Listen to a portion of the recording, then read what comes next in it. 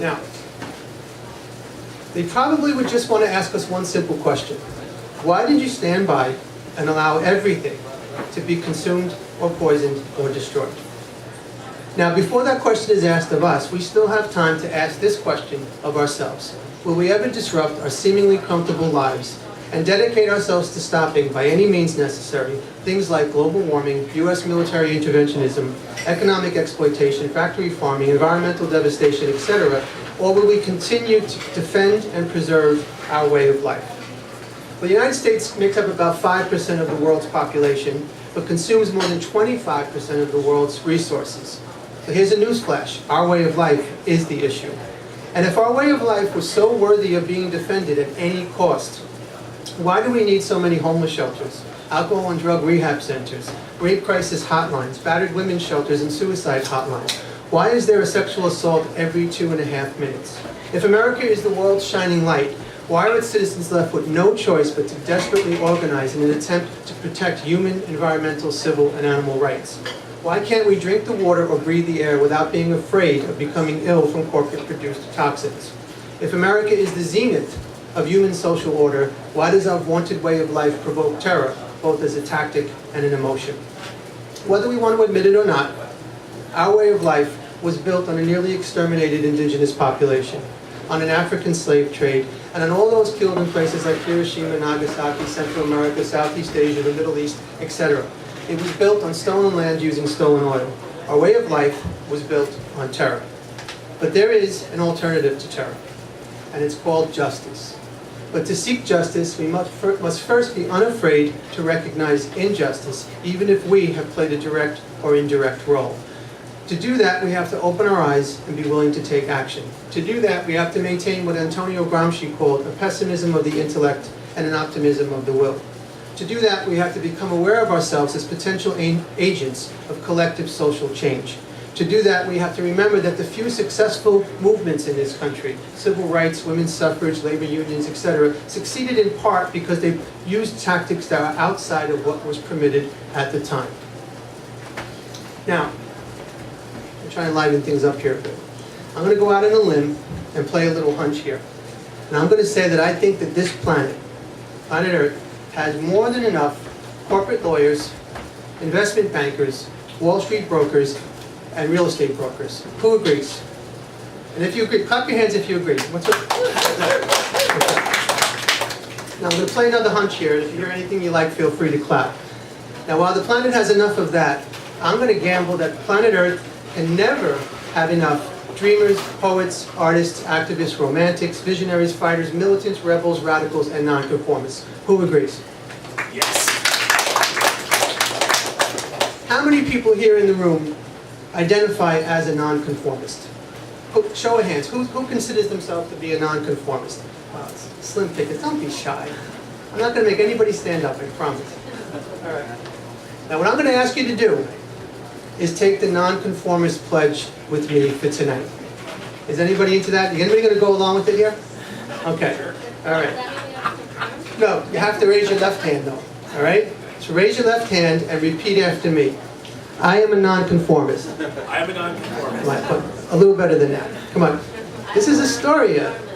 I am a nonconformist. I think for myself. I do not repeat what other people tell me to say. Damn you! Finally smiles. Look at that. So we need more nonconformists. We need more saints. And I use the Kurt Vonnegut's definition of the word saint as someone who behaves decently in an indecent world. So by the power vested in me by Walter Astoria, I ordain each and every one of you tonight a saint, or at least a saint in training. And starting right now, let's start acting decently in this terribly indecent world. Because everyone has something to offer. We all have boundless compassion, creativity, wisdom, and courage. We can each inspire ourselves and others towards peace, justice, and solidarity. We can all rediscover the subversive pleasure of thinking for ourselves. But be warned, now that you've heard all this, I've quoted her a few times, as Arundhati Roy said, the trouble is that once you see it, you can't unsee it. And once you've seen it, keeping quiet, saying nothing becomes as political an act as speaking out. There's no innocence. Either way, you're accountable. Now, I know it's not easy, The author E.B. White once said, "If the world were merely seductive, that would be easy. If it were merely challenging, that would be no problem. But I rise in the morning torn between a desire to enjoy the world and a desire to improve the world. And that makes it hard to plan the day." To make it a little easier to plan your day, I've enlisted the help of a few friends here, if you will. Albert Einstein said, "The world is a dangerous place to live, not because of the people who are evil, but because of the people who don't do anything about it."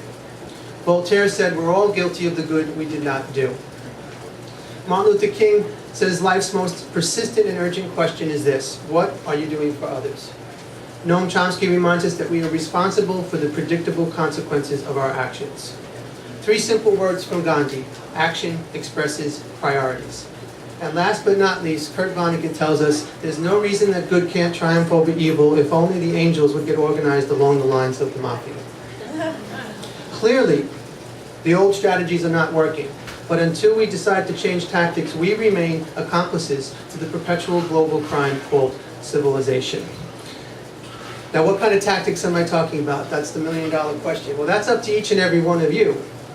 But I would strongly suggest, when you're contemplating ways that you can contribute to a world with peace, justice, and solidarity, that you don't get immediately into ruling things out.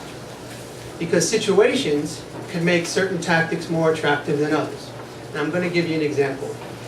I would just need a volunteer to raise their hand. I'm just going to use you as an example. Anybody want to be a volunteer? Basha. All right. Now let's say this event is over, and I go outside to get a little air, and there's an alleyway next door here. And I glance in there, and there's Basha knocked down with this large, menacing man looking over her. And she's been hit by surprise. She can't defend herself, but she can see me, and she looks at me, and her eyes are clearly asking for help. Now, I could pray, I could meditate, I could chalk it up to bad karma. I could tell Sasha, recognize that that man is human and tell him that you love him. I could blame patriarchy, I could blame the Republicans, I could blame gangster rap. I could say, what would Jesus do? Or what would the Dalai Lama do? Or what would Oprah do?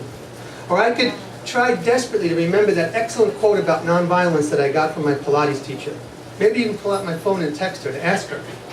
Or I could walk up to the man, draw his attention down so he looks down, and do a finger jab to his eyes. When he brings his hands up too late, exposes his midsection, I kick him in the balls. He bends over, I grab him by the hair, bring his face down on my knee, throw him, grab Basha, and get the hell out of there.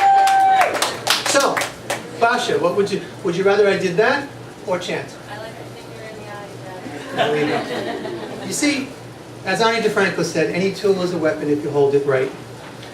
We need new ideas. Obviously, the old ideas aren't working. And contrary to our chauvinistic opinion, we don't know where the new ideas are coming from, and we need to remain open to many sources. The paleontologist Stephen Jay Gould was once asked a rather silly question about the biological difference between Einstein's brain and ours. But his answer is pertinent here tonight. He said, "I am somehow less interested in the weight and convolutions of Einstein's brain than in the near certainty that people of equal talent have lived and died in cotton fields and sweatshops." Now, most of us here in this room most likely have had our fair share of opportunities to use our talents. Are we? And if we are we also working to free